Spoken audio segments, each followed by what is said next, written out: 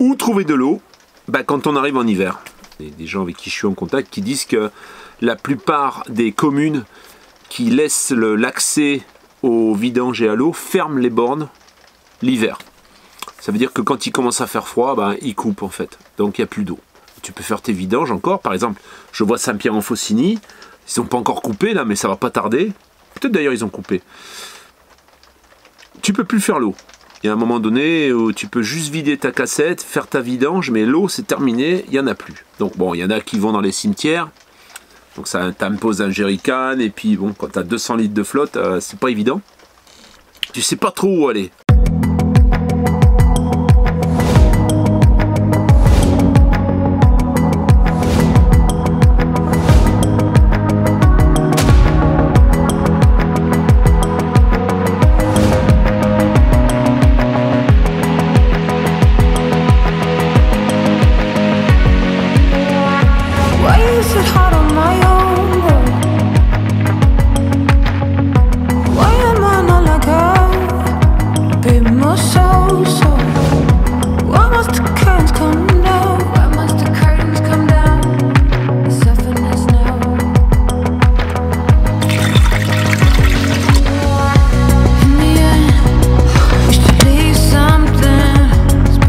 Comment je fais?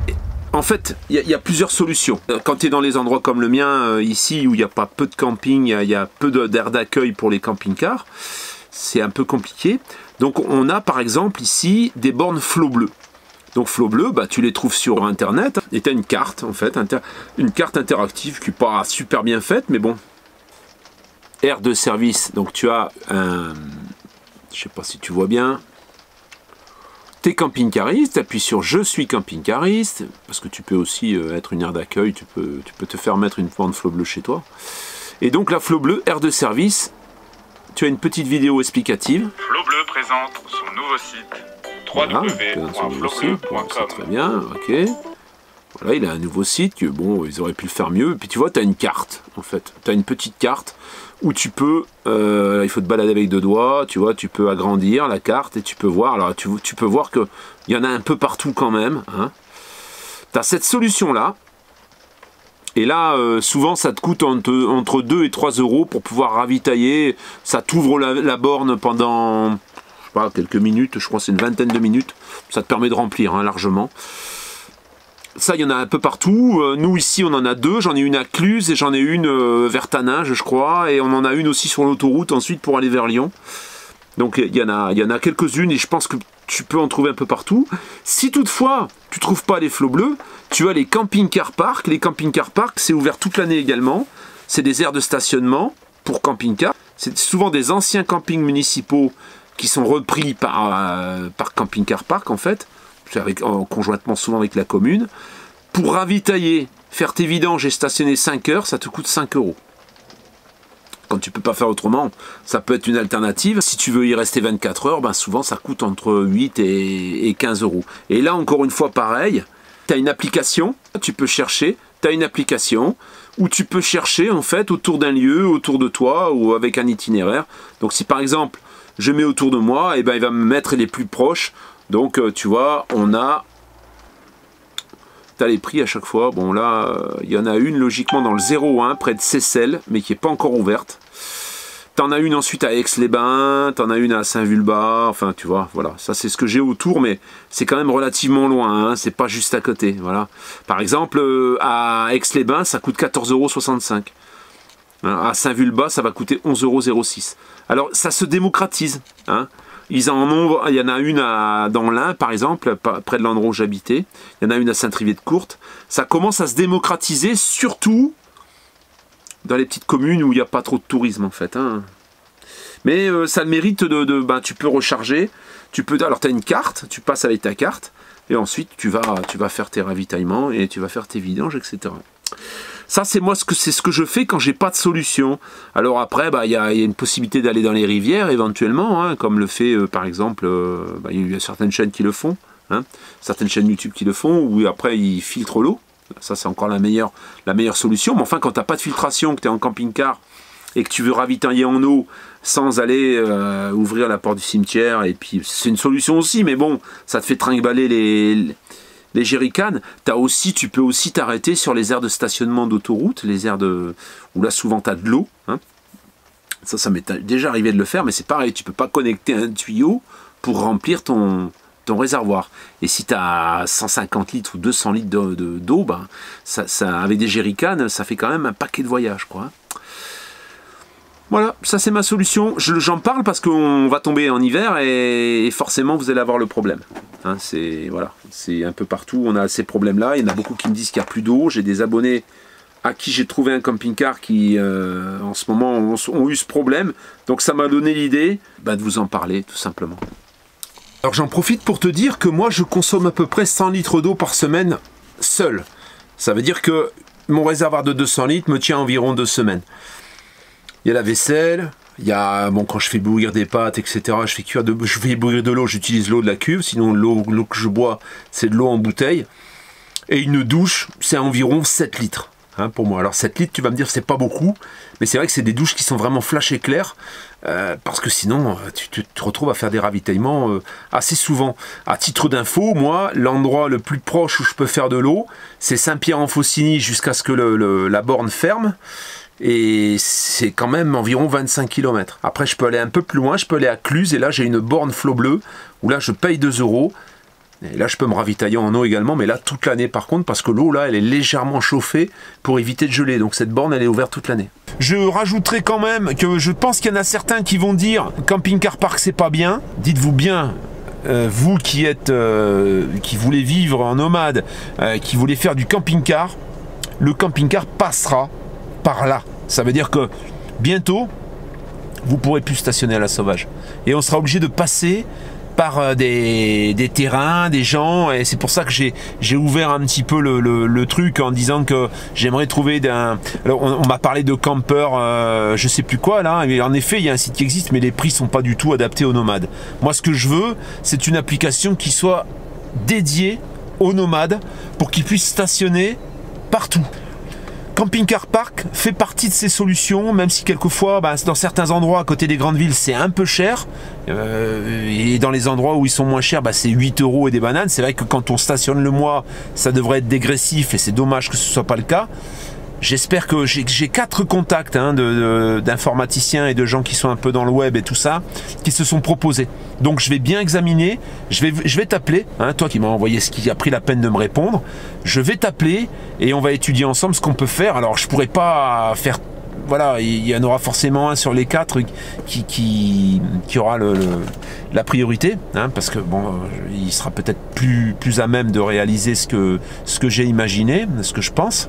On en reparlera très bientôt, donc j'espère que ça pourra voir le jour et que nous, nomades, on pourra se poser quelquefois dans un terrain et puis pouvoir aller gambader et aller un peu partout tranquillement sans avoir peur de se faire virer, sans avoir peur de se faire voler, etc., etc.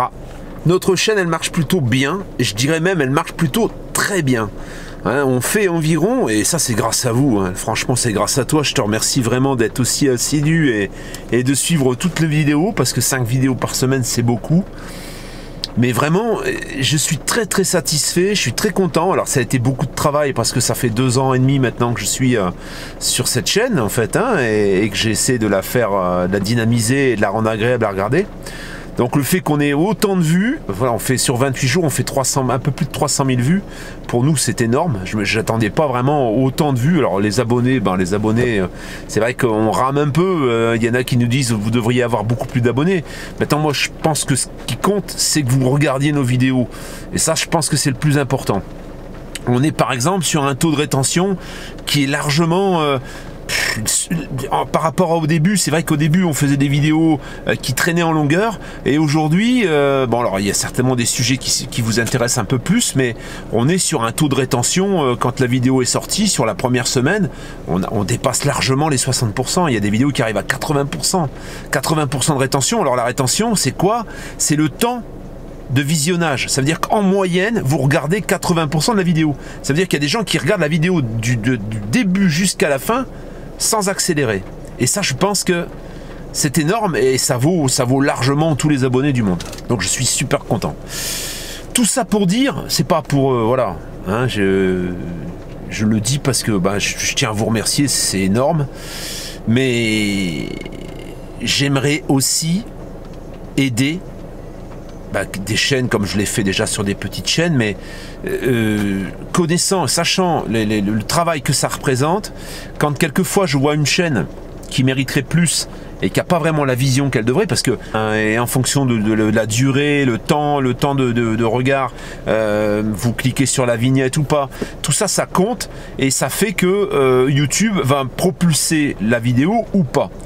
Le travail, il est le même. Quand tu mets du temps dans une vidéo et puis qu'elle marche pas, c'est un petit peu ralent pour ceux qui partagent et puis qu'en fait tout ce travail, il est fait pour pas grand chose. Pourquoi je dis ça? Parce que j'ai des abonnés qui ont une chaîne YouTube, qui font une belle aventure, en fait, une aventure intéressante, mais qui est peu regardée. Au regard des images et au regard du travail fourni, je trouve que ça mériterait plus. Alors, ce que je vous demande, voilà, c'est Déboussolez-nous. Ce que je vous demande, c'est d'aller voir leur chaîne. Alors, il y en a certainement déjà qui les suivent, mais d'aller voir leur chaîne et peut-être de leur faire un message, en fait, en leur disant que vous venez de la part de Nomad Into the Wild et en leur disant ce que vous aimeriez voir sur cette chaîne. Qu'est-ce qui, pour vous, pourrait faire que vous la regardiez plus? Et pour ceux qui ne la regardent pas, je vous recommande vraiment, ce serait vraiment... pour moi, c'est comme si vous me rendiez service à moi. C'est d'aller les voir, d'aller voir ce qu'ils font, d'aller voir leurs dernières vidéos, et puis de voir si vous pouvez vous abonner et de continuer à les suivre. Voilà. Comme je sais qu'en ce moment, il y a eu beaucoup de youtubeurs qui ont un petit peu lâché YouTube. Il y en a pas mal qui se sont un peu détournés. Il y en a certains qui persistent, mais il y en a qui sont un petit peu...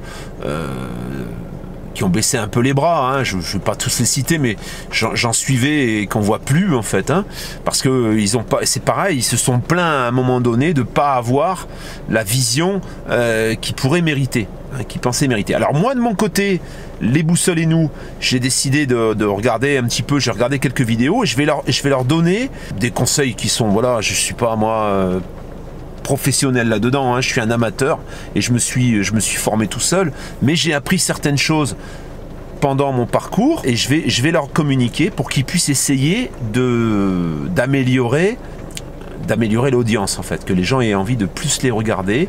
Je vais leur donner quelques petits tuyaux que moi j'utilise, donc on fera chacun notre petite part de travail et peut-être que cette chaîne elle va pouvoir monter et avoir la place qu'elle mérite. Donc je vous remercie vraiment de les regarder. C'est cette chaîne, Déboussolez-nous. Moi j'ai regardé quelques vidéos dernièrement, c'est vrai que je suis très pris, j'ai beaucoup de travail et du coup j'ai pas autant de temps que je voudrais pour regarder les vidéos, mais j'en ai regardé quelques-unes. Je trouve que c'est sympa. Merci déjà pour me suivre et puis merci de donner votre avis sur leur petite chaîne et de regarder un petit peu ce qu'ils font. C'est assez intéressant, vous verrez, c'est des gens attachants. La famille, je te dis à jeudi. Mercredi, je vois quelque chose d'assez lourd en fait. Enfin, pas lourd dans le poids, mais lourd dans le truc, quoi. C'est vraiment sympa. Et ensuite, j'ai 2 gros camping-cars à voir que je te présenterai sur la chaîne. Donc, ça va se faire dans les jours après qui suivront, je pense, dans le courant de la semaine prochaine. Ciao, ciao.